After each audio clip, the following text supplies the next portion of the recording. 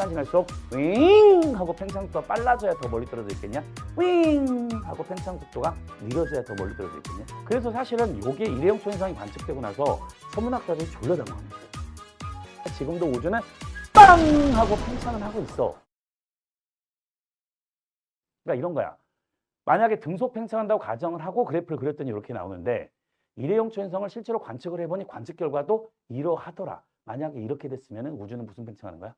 등속 팽창하는 거지. 야, 그러면 문제가 되게 쉬웠을 거야. 근데 관측을 해보니까 요 비교적 가까이 있는 일회용 초신성들은 등속 팽창한다고 가정을 했을 때하고 관측 결과 거의 일치해요. 왜냐면 이건 똑같은 허블 상수를 써야 되니까. 근데 거리가 멀어지면 멀어질수록 자꾸 등속 팽창을 하고 일회용 초인성 실제로 관측 결과가 어긋나요. 그래서 실제로 일회용 초인성을 관측을 하는 거 실제 관측 결과는 여기서 나타나요. 여기서. 그럼 일단 첫 번째 등속 팽창한다고 가정을 했을 때랑 실제 관측 결과가 일치를 해야 하네? 안 하지. 그럼 일단은 첫 번째 결론. 우주는 등속 팽창을 한다 안 한다? 안 한다. 그럼 팽창 속도가 일정한 게 아니라 둘 중에 하나는 팽창 속도가 윙 빨라지거나 팽창 속도가 윙 느려지거나. 근데 그걸 이제 어떻게 확인할 수 있냐면은 자, 선생님 따라 선 한번 그려봐. 이렇게 선 한번 그려보자. 이렇게 선 한번 그려보자. 일단 위로 선 한번 그려봐.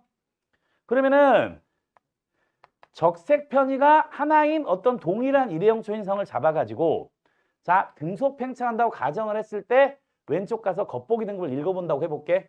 이게 등속 팽창한다고 가정을 했을 때야. 근데 실제 관측한 일회용 초신성의 겉보기 등급은 똑같은 적색 편의를 가지는 등속 팽창하는 경우보다도 더 위쪽에서 나오지 그래프가 관측이. 그러면 실제 관측한 일회용 초신성의 겉보기 등급은 얘들아 등속 팽창하는 것보다 더 겉보기 등급이 크게 나와? 작게 나와? 위쪽이야. 겉보기 등급이 관측한 게 등속 팽창한다고 가정을 했을 때보다 겉보기 등급이 더 크게 나와? 작게 나와? 크게 나오더라고. 근데 겉보기 등급이 더 크다는 얘기는 지구에서 바라보는 겉보기 밝기가 더 밝았어? 어두웠어? 어둡다는 얘기야. 맞아? 근데 일회용 초인성은 기본적으로 실제 밝기와 동일해. 근데 등속 팽창보다 일회용 초인성이 실제로는 더 어둡게 보인다는 얘기는 등속 팽창을 가정을 했을 때보다 일회용 초인성까지 거리가 더 가깝게 측정되는 거야? 멀게 측정되는 거야? 거리가 더 멀게 측정되는 거야. 일단 관측 결과가 의미하는 건 요거예요. 그럼 생각해봐. 그냥 이렇게 해볼게. 우주의 팽창 속도가 윙 이렇게 일정하게 팽창하는 것보다 거리가 더 멀게 측정되려면은 시간 지날수록 윙 하고 팽창 속도가 빨라져야 더 멀리 떨어져 있겠냐? 윙 하고 팽창 속도가 느려져야 더 멀리 떨어져 있겠냐? 팽창 속도가 갈수록 빨라져야지만이 시간이 지날수록 더 빠른 속도로 팽창하니까 등속보다는 더 일회용 초인까지 거리가 멀게 측정이 되는 거예요. 그러면은 요 관측 자료 자체가 우주가 시간이 지남에 따라서 팽창 속도가 빨라지는 무슨 팽창을 전제로 하는 거야? 가속 팽창하고 있음을 알려주는 거야. 알겠어요? 그래서 사실은 요게 일회용 초인성이 관측되고 나서 천문학자들이 졸려 당황했어요. 왜냐면은 요 일회용 초인성 관측 결과 이전까지만 하더라도 우주에는 물질밖에 없을 거라고 생각했습니다. 물질. 근데 물질들은 기본적으로 만유 인력, 잡아당기는 힘을 작용을 해.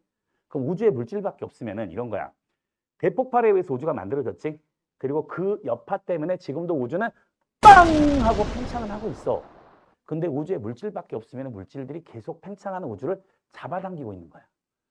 그럼 물질은 우주의 팽창을 방해하니까 현재 이후로 한동안 팽창은 하더라도 팽창 속도는 점점 빨라져 느려질 거라고 예측을 했었어요. 그러니까 천문학자들이 네, 비록 현재 여기까지밖에 내가 볼 수는 없지만 만약에 되게 먼 곳까지 볼 수 있는 그런 날이 온다면 분명히 관측 결과는 우주가 감속 팽창하는 결과로 나올 거라고 다들 예상을 했었어. 그럼 감속 팽창이면은 여기 그래프가 어떻게 그려져야 되냐면은 적색 편의하고 겉보기 등급의 관계가 이렇게 그려질 거라고 예측했어요. 그럼 이거는 등속 팽창보다 관측하는 겉보기 등급이 더 아래쪽 작은 데 있지. 밝게 보여, 어둡게 보여? 가까워, 멀어? 가까워. 그러니까 이게 감속 팽창의 영역이야. 그러니까 시험지에서 이것도 나옵니다. 등속 팽창을 기준으로 거리가 더 멀게 측정되는 게 가속이야, 감속이야? 가속, 더 가깝게 측정되는 게 감속이야. 알겠어요?